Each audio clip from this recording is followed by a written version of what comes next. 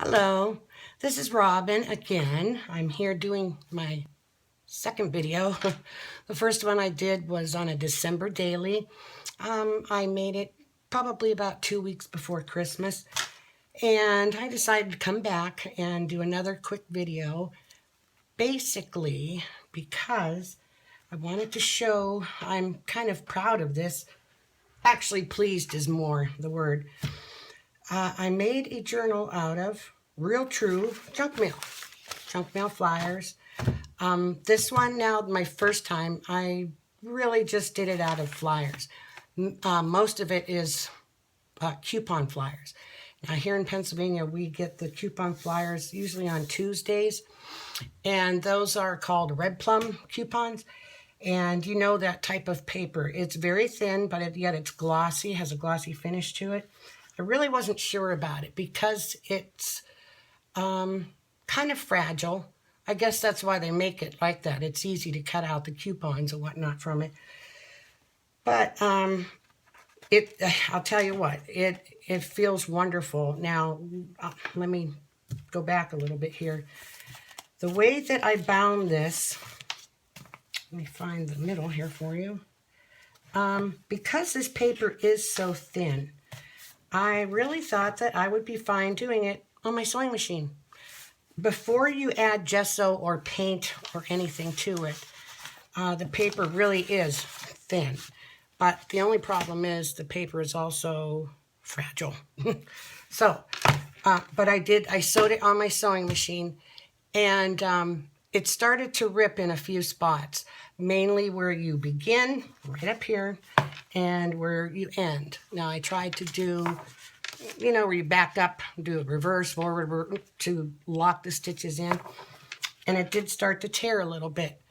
Glue fixed that really nice. All I did was I went through, a little bit time consuming, but not much at all.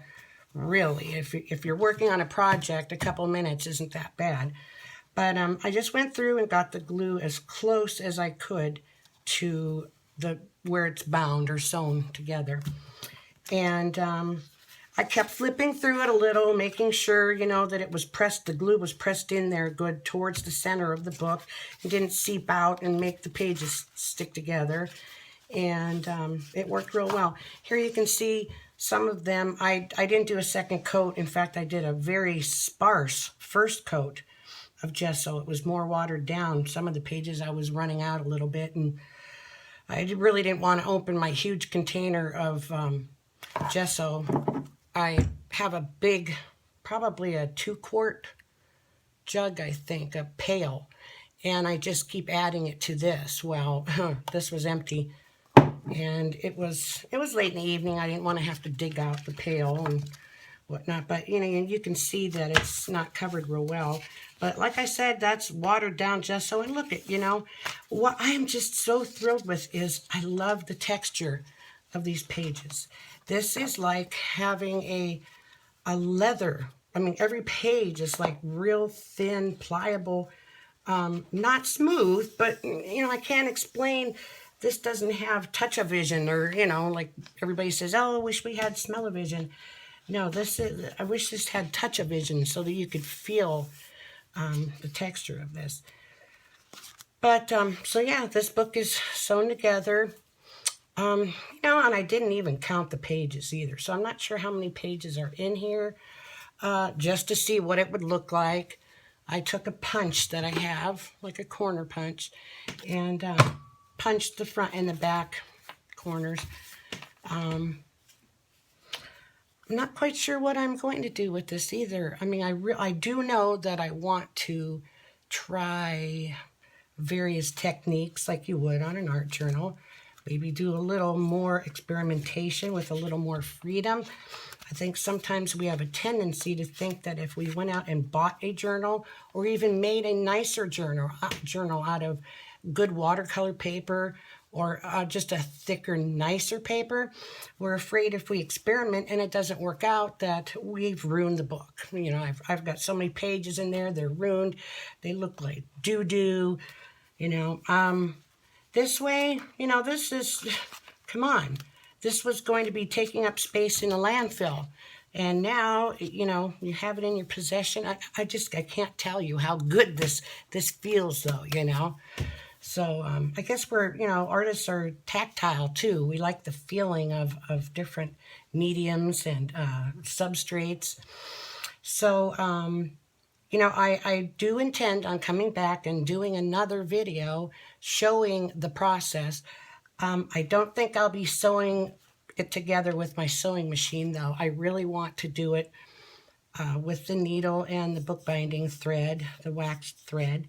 And which reminds me, if you don't have the waxed bookbinding thread, take a few pieces of embroidery floss or a very thin string, and if you have an old candle, just take it and run it across the top, and it makes it so smooth, and the thread will go through without catching and getting all tangled up.